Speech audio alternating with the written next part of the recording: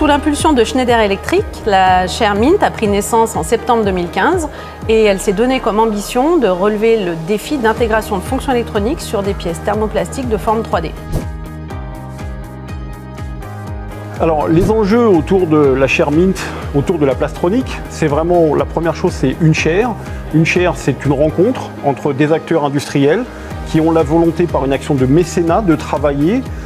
avec une université, des centres de recherche pour aussi déboucher sur des nouveaux métiers, des nouvelles formations, des nouvelles technologies. Ça a vraiment été la volonté de Schneider Electric dans cette chaire plastronique qui est l'alliance entre la plasturgie et l'électronique pour être capable de délivrer des produits qui soient de meilleure qualité,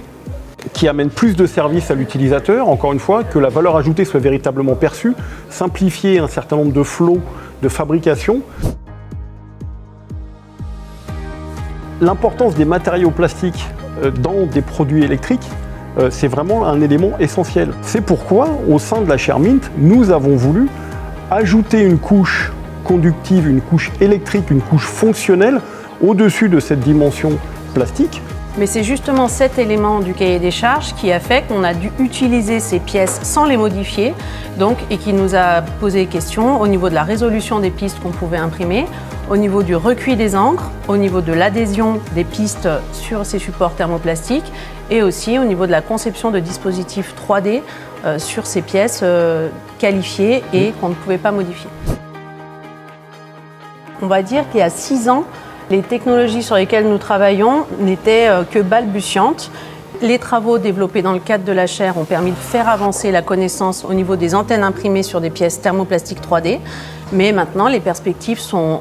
nombreuses, notamment la création de capteurs dans les domaines de l'aéronautique, de l'automobile ou du médical.